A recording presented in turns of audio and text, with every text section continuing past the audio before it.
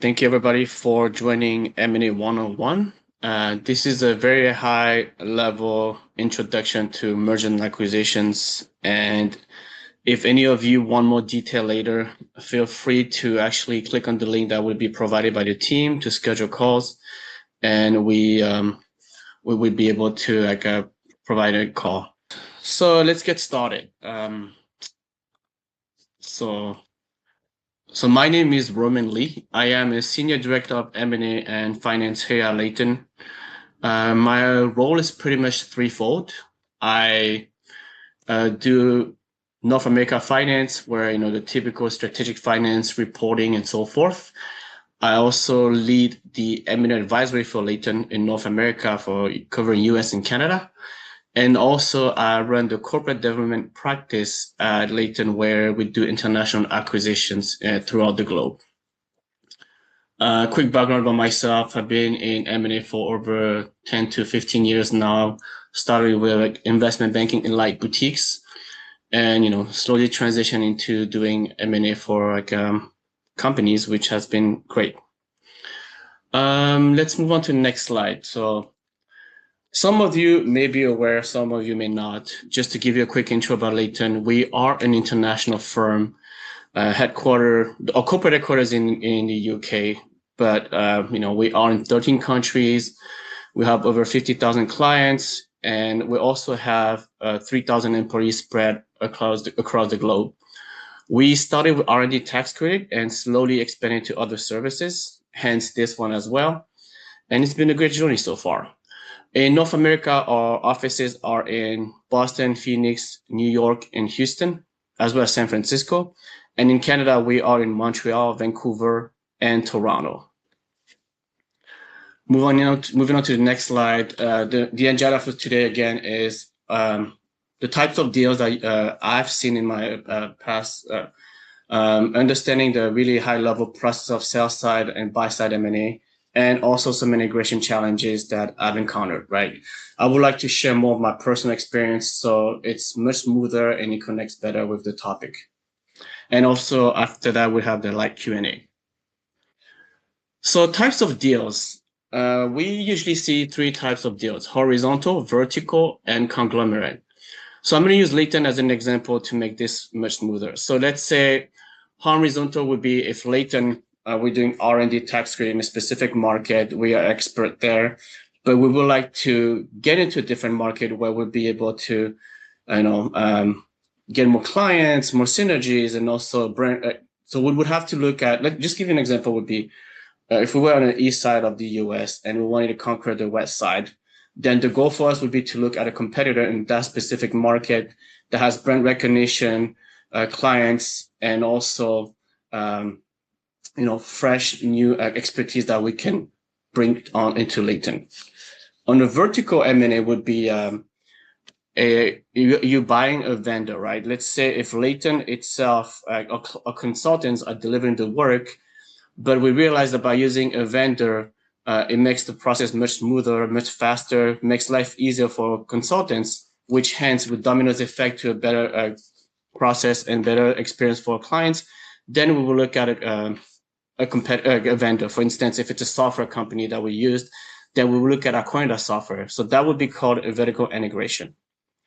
Conglomerate would be something that is definitely unrelated to the industry. Let's say Layton is in tax consulting, financial services, and tax credit.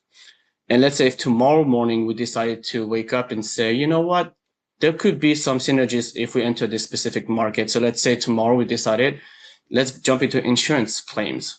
Then that would be something that you can call conglomerate because it would lead to diversification and also a new market that we are not familiar with, because we believe that there could be some synergies, also some cross-selling opportunities. Now I'm going to move on to the next slide, which is the three types of M&A activities I've experienced. Acquisition would be, again, what I alluded to earlier, acquire a competitor in a specific market to gain customer, to gain expertise, and also if you want to do a vertical acquisition to gain a specific technology. A merger would be when two companies combine with each other to to create one bigger one, where let's say if Leighton merged with another competitor, it would be to in cost synergies, better crossing opportunities, better expertise to be spread around the combined company. And again, a strategic investment would be usually start with minority investment into a company, which later would translate something bigger. An example would be, we are not sure about that software that we're using, but we like it. So let's buy about 25% now. And then over the next 2 years, if you see that there's a value creation, it worked well, then let's buy the rest. So that would be the 3 different types of deals that you would see: acquisition, mergers, and strategic investment. Now I'm going to move on to the next slide, which is the sell side and buy side process. Each advisor has his or her own process. Leighton has his own process as well. And they're usually typically the same to a certain level, but with a little bit of nuances, right? So the sell side process at Leighton is mainly a 6-step process. So we start with organization, marketing, solicitation, diligence, negotiation, and closing. So an example of organization would be we get engaged by a client and we sit with the client, we review the strategy, we get the financials from the client, we build a financial model, the valuation, different type of valuation, and also from there, we prepare a SIM, which is usually 30 to 40 pages. It's a marketing document that we present to potential buyers, and a 1-page teaser that would be sent to the potential buyers without too much detail. Let's say during that, about 4 to 8 weeks, we create a preferred target list. If a client's interested in a private equity group or family offices or strategic buyers, then we'll have a list. Once it's finalized with the client, then we have a top tier in terms of potential buyers, and the other ones would be on a lower tier, but we do an outreach. The marketing piece we get is buyers outreach. We send a teaser.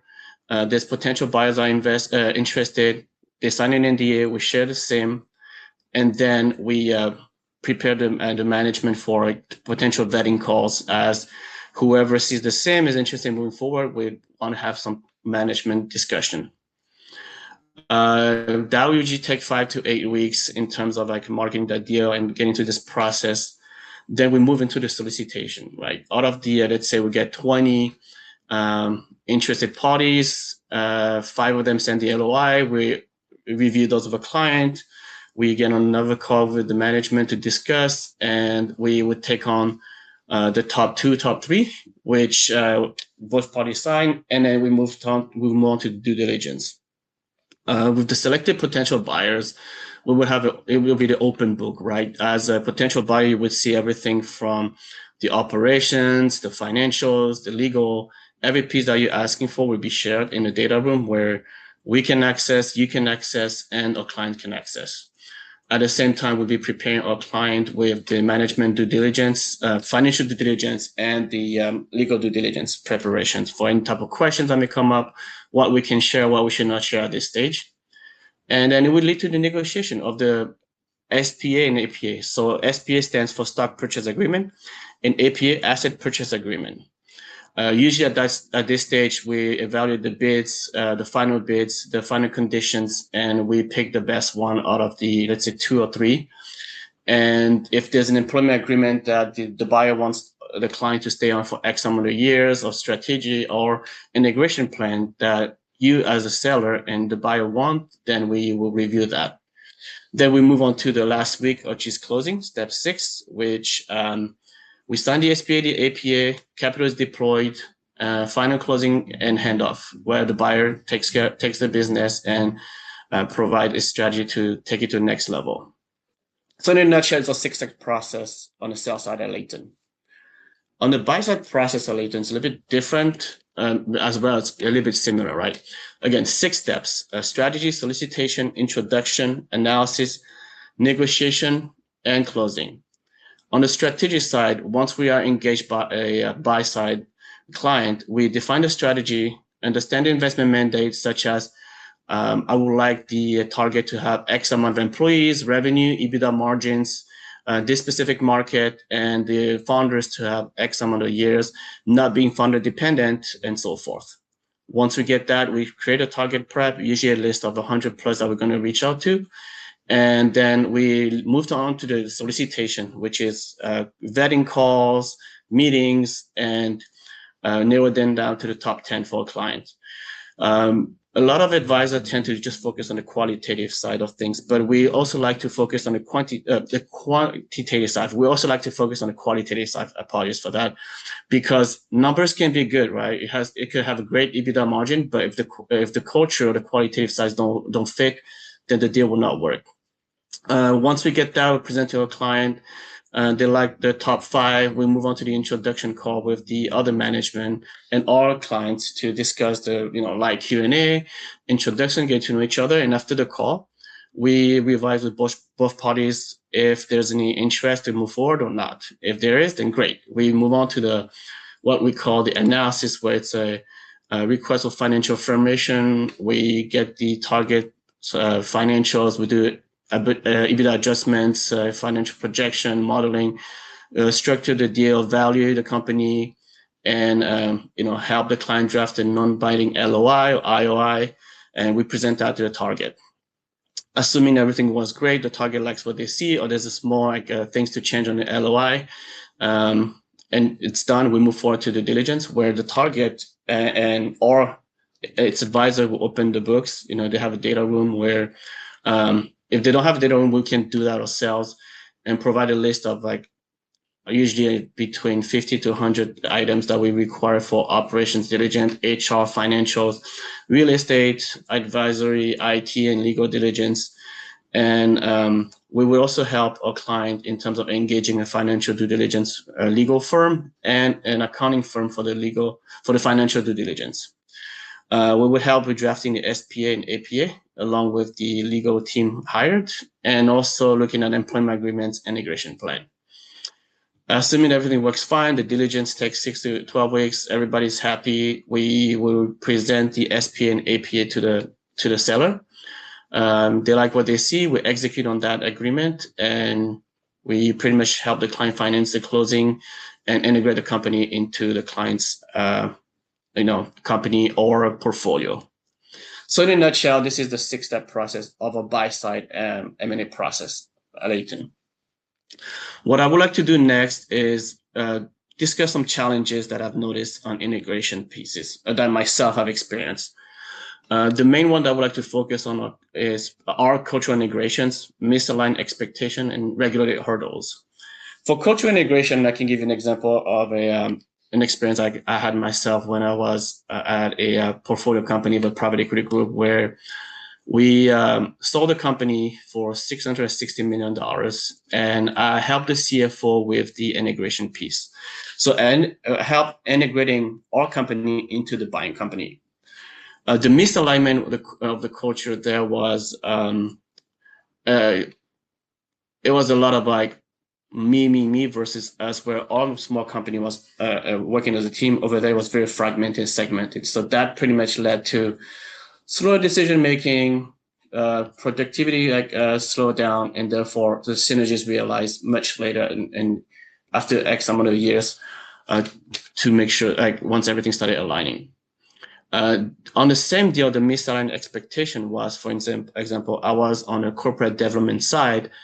Post-acquisition, I was not informed, and I became a BDE, which is a biz dev person. And that misaligned with what I pretty much was wanting to do, and also what I was hired to do in the first place.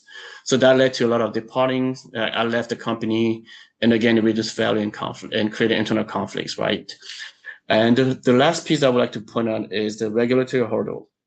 A lot of times some buyers would like to acquire a company like a competitor, but if the company is owned by a minority-owned business, for example, in the US, and 80% of that revenue is tied to government contracts, that could lead to post-acquisition, the buyer, lose that revenue. Therefore, what happens is slower synergy capture. You paid more than what the business was worth, and you would have to pretty much pivot from your integration plan. So those are the 3 integration challenges I would like to point out, and I've experienced. There are more, but these are the most common ones I've noticed that I want you to share with you all. So now I'm gonna take it on to the Q&A session, and then if there's any questions, then I'm open to answering those. All right, so I think I'm gonna read the question that I'm seeing. So what tools do you use for target list creation? So we have internal tools at Layton that we use, or we have a very strong team, a tech team that helps us with that.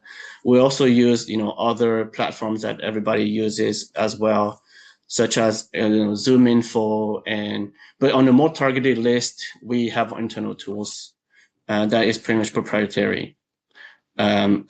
Stephanie's asking, how do you determine the qualitative value and culture fit for an acquisition?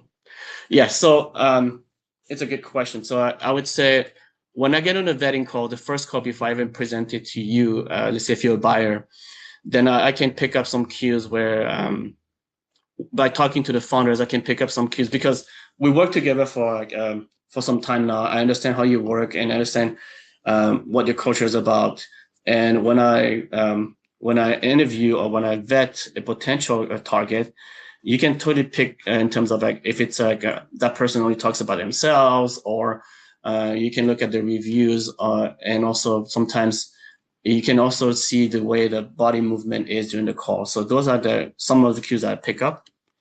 And question 3, if there's a particular phase of this that may trigger layoff, how does this help valuation?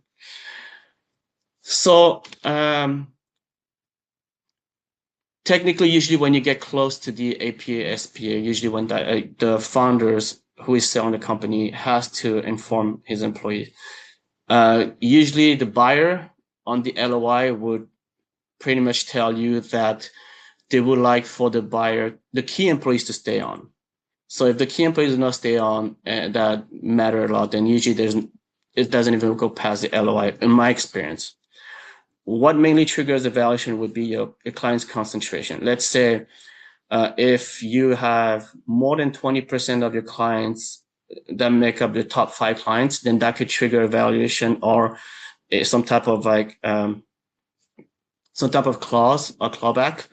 And because if you have like your top clients represent 20% of your revenue, and post-transaction the client doesn't like the company that acquired the client, that acquired your company, they could lose that revenue. So those are the risks that could be triggering lower valuations or can be adjusted in the future. Let me go on question 4. How do you price the services? Yeah, so services are we're pretty much flexible and nimble in terms of services, but technically it is so we have different types of fees, right? For buy side, sell side, it's different, but our main structures are on the sell side, we would do an hourly fee with a flat fee, or a Lehman scale, whatever is the better of the two. And on the sell side, on the buy side would be the same, but it would be on a fragmented basis. So question 5, could you share an example of deal structure where a founder remained with the company after selling to a strategic buyer? Yes. So those are typical. Let's say you're a seller and you worked in your company for 10 years, you built that, and you know that it's time to scale to the next level, but you need help. So let's say, this is Layton as an example. You sell to Layton. The way I would structure my deal to you as a seller would be whatever, based on the valuation, whatever fits both of us, right? It would be cash up front, then could be a little bit of equity for you to stay on and share the upside, or earn out. As you remain with the company, the earnout would pretty much help you share the upside, because we are acquiring you, we are pouring resources into you and help you lead this unit, for instance, or this company to the next level. And with that, you are allowed to share the upside with us, right? So you would get a percentage of the upside from there. So it's called an earnout. I can give you more details if you would like by jumping on a call offline and kind of walk you through like how typical, cash upfront, equity, or earnout look like, and also employment agreements and so forth. Let's see.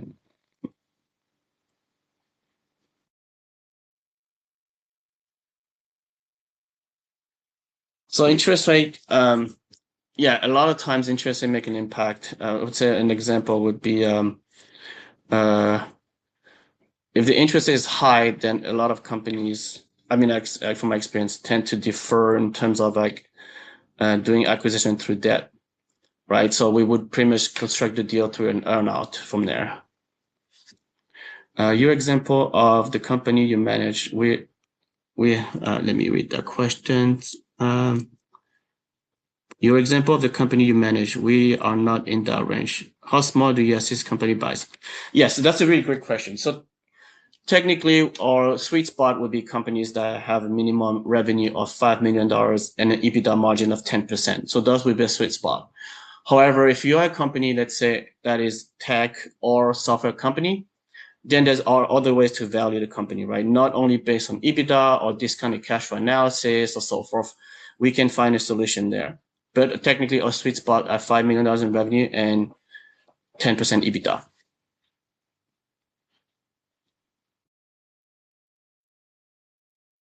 Can you explain again, selling, buying a minority company?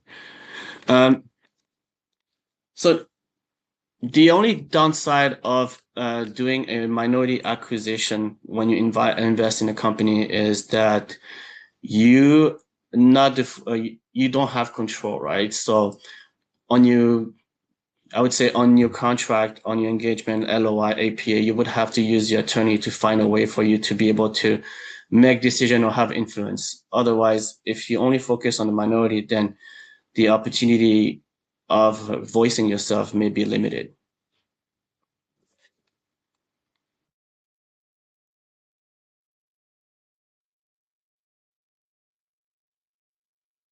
What are the sales side fees? I think I just spoke about that. Again, it's pretty much depending on the deal, but it is again like an hourly fee plus a success fee.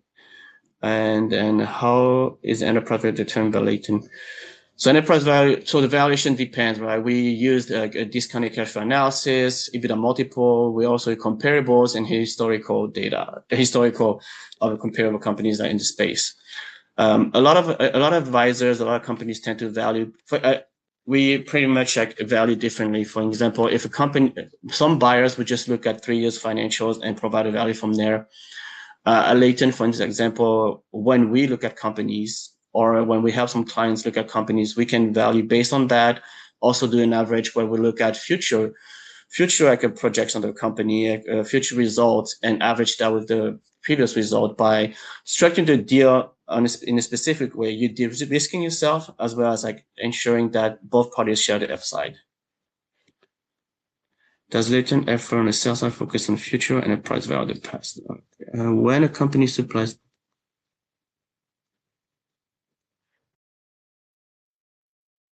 So if you only want to sell one customer, pretty much like a carve out, it would be like, we can discuss offline, but usually like that, it's doable, but why not sell the whole company? If you sell, usually you may just get a multiple of that customer value if you just want to sell one customer.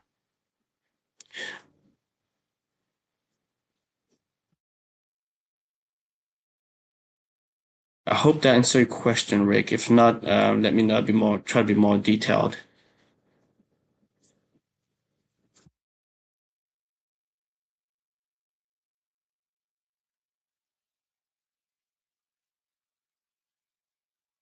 So I'm looking at other.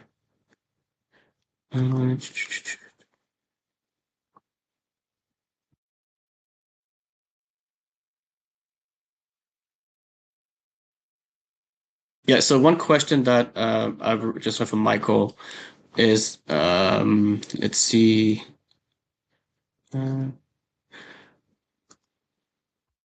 Prepared, okay, what do you recommend on preparation for sales? So there's usually the best way to prepare yourself for an exit is, way before you even move on the sales side, right? Internally, for instance, you would have to get your books in order to make sure everything is aligned, like, have a strong FP&A team, a CFO that can help you make sure that your books make sense. Make sure that there's alignment in terms of like efficiency, processes, clients concentration, recurring revenue and so forth.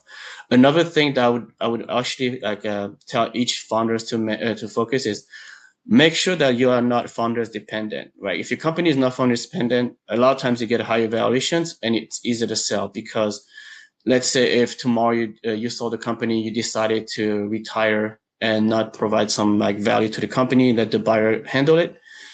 Well, if you left and you had all the relationship because the company depended on you, then it would create, it would create a lot of challenges for the buyer. It would pretty much, the synergies would not happen. And, again, as being an owner dependent, then the valuation would not be where you would like it to be.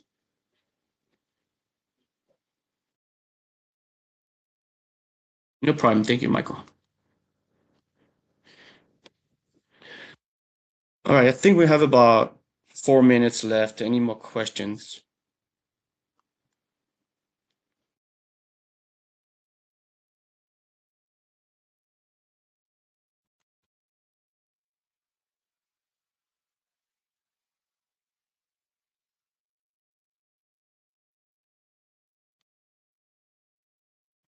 Yeah. So take valuation, for example, Stephanie. An example would be um, a lot of techs can be valued based on the multiple of EBITDA, but some of them, depending on recurring revenue and so forth, could be sometimes they could receive a multiple of revenue.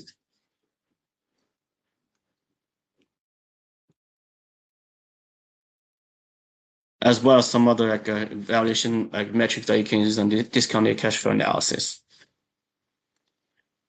Hopefully this answers your question.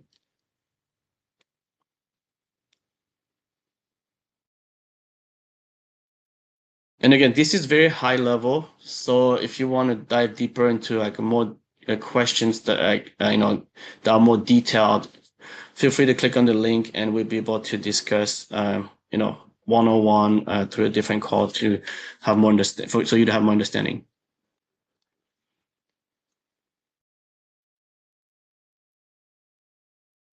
So Michael, let's see. Oh, William, yeah, EBITDA multiples and industry dependent, and yeah, so EBITDA multiple in terms of valuation will vary based on your industry. Also, if you have some recurring contracts, for instance, then obviously your valuation will be much higher there.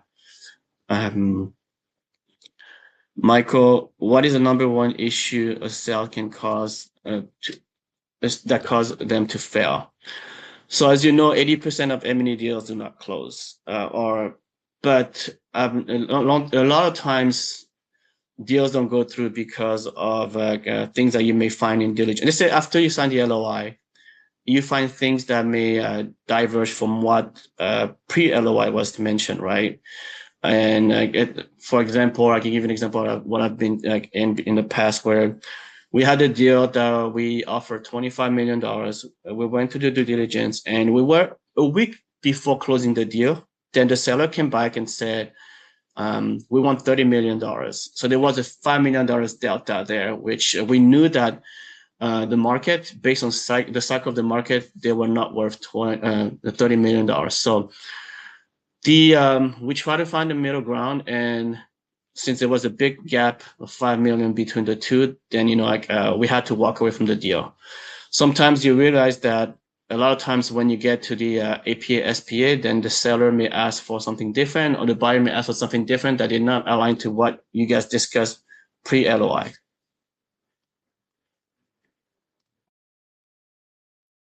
And yeah, another one would be that some things that kill the deals too. We had, if the seller has a key employee that he wants to keep, but the buyer does not see the synergy, that could be a deal breaker too, right? So those are the things to consider when you're selling or buying a business. I believe this is it. We've wrapped up, and thank you for joining, and book a call for more details. I'd be more than happy to talk to you a bit longer. We have 30 minutes, but thank you again, everybody.